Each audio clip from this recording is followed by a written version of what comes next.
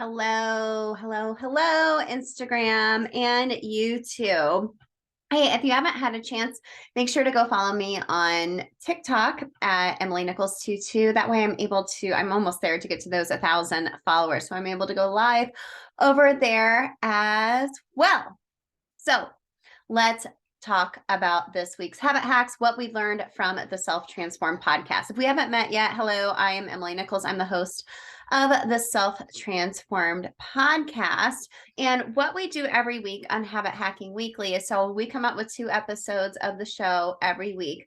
And this is just a great video, a great live chat. If you have any questions to ask me, and just a dialogue, a conversation about what we talk, kind of like the Cliff Notes, right? I know most of my audience are listeners. They love to listen to things, but we're also wanting to be able to do this via video to give you just a little bit more of a dialogue back and forth with each other and with me as well.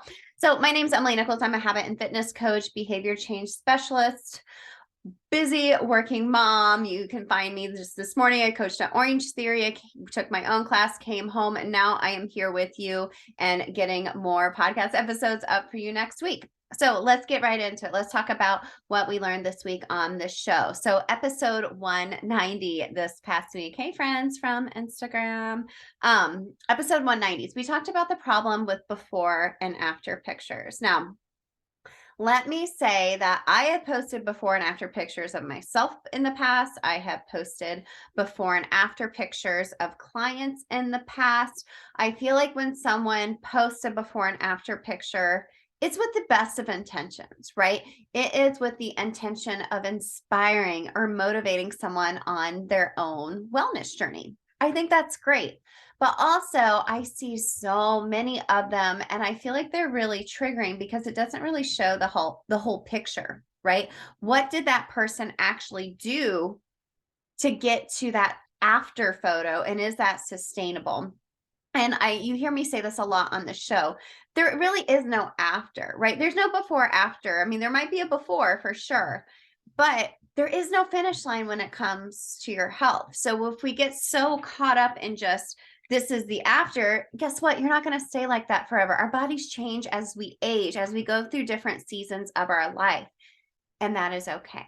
So I want you to kind of keep that in mind when you see before and after pictures and kind of reframe your own transformation or your own before and after. I want you to think about creating a habit of celebrating the small wins around your healthy habits. I teach this in my free masterclass, The Healthy Habit Reset, to help you really just learn a basic habit strategy for all seasons of your life.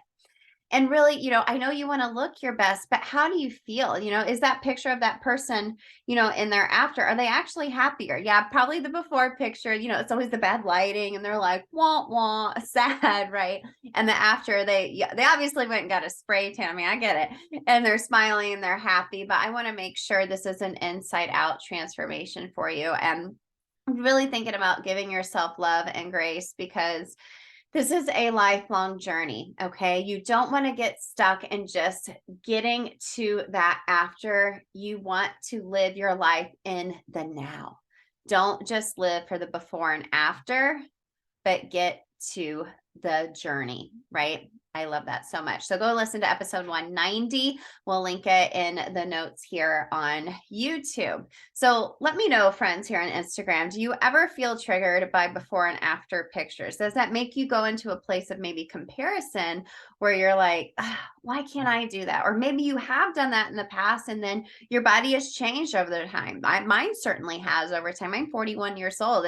Things are changing over the past couple of years, and that's okay. We just have to reframe our own before and after and those daily habits we want to do.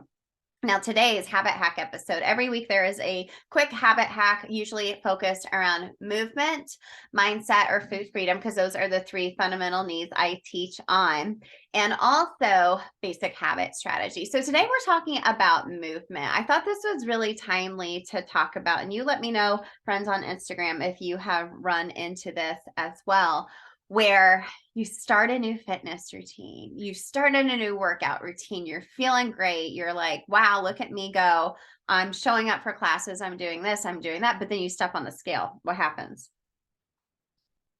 you've gained a couple of pounds, right? You may have gained some weight. And oh my gosh, I can tell you, I know that is super frustrating. Okay. I know that is super duper frustrating because you've put in that hard work. But let me remind you, okay, when we do start a new workout routine, okay, when we start a new workout routine, it's going to put stress on your muscle fibers, okay? The muscle fibers break down when we lift weights and they have to build themselves back up again. Or even when you try like running, if you haven't ran in a really long time, you'll be sore a little bit afterwards as well. So a lot of that is water retention, water weight, inflammation around those muscles to protect them while they are repairing themselves. That's where we build that muscle tone that we want.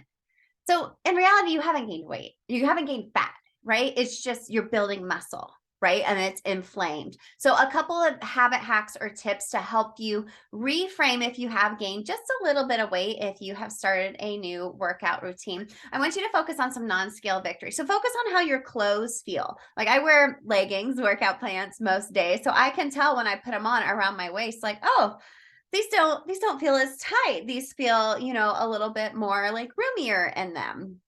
Focus on how you are lifting heavier, or you're building more endurance. Also, drinking plenty of water to help flush your system out when you have that inflammation will help over time. And just keep in mind, it is temporary. Okay. Maybe it's like a 2-week period. You're like, oh, I'm up a little bit on the scale. That's okay. That's okay. That is that water retention inflammation from your muscle fibers breaking down. You just got to give it some time. It happens a lot of times though, is that's when we give up, right? We've started a new workout routine and we're like, tell me if you've done this before, my friends on Instagram. You've started a new workout routine, you gain a couple of weights and you gain a little bit of weight, right? Because of that water retention, and you are so frustrated, you just give up. You just give up. You go face first into a pizza. You stop working out for a week because you're like, I'm not seeing results. So, my biggest tip for you is to be patient. Consistency will beat intensity all the time. So, keep showing up. And this is one of the biggest challenges I hear in my community when it comes to fitness is consistency and patience, right? Kind of like what we just talked about with before and after pictures and having to reframe that transformation in your mind. There is no finish line when it comes to your health. So I share a couple more tips on the show today, but the biggest habit hack you can take today when it comes to if you've gained a little weight when starting a new workout routine is stay off the scale. Stay off the scale. Use those non-scale victories, those indicators from what we just talked about. But if you want to look at that number on that scale as just data, it's just data. It doesn't determine who you are, your worth, anything. It's just data. Maybe step on it once a month. Step on it once a month. If you're just curious where that data is, not like, oh my gosh, did I lose 5 pounds and now I feel like super skinny or whatever? No. I want you to step on the scale maybe just once a month if it's a very triggering thing for you and frustrates you. If you see the number go up, and just take it as data. There's some really great scales out there to help give you more broad data. I personally use a Fit Track and I really like that. I think it's pretty accurate too. But yeah, that is your habit hacking weekly for this week. Just a roundup of what we're talking about on the Self Transform podcast. Make sure to go follow us on your favorite podcast streaming service. Leave a review if you love the show as well. It'd be super appreciated. It helps more women reach the show. And we have some really more amazing guests coming on throughout the month of February. We have our first $5 workshop of the month coming up on the 15th at 12 p.m. Eastern. It's Self-Love Habits. It's a quick 15-20-minute workshop teaching you habits around self-love, and included in that is a new download from the Transformation Shop. It is a self-love calendar. So we'll be sharing some tips on how to create tiny self-love habits, how to track them, of course, using habit strategy, and how this can fit into your day without it feeling like another thing on your to-do list. So tune in for us every week for Habit Hacking Weekly. Keep taking action. And I'm so proud of you for watching this today. Have a great rest of your day, gang.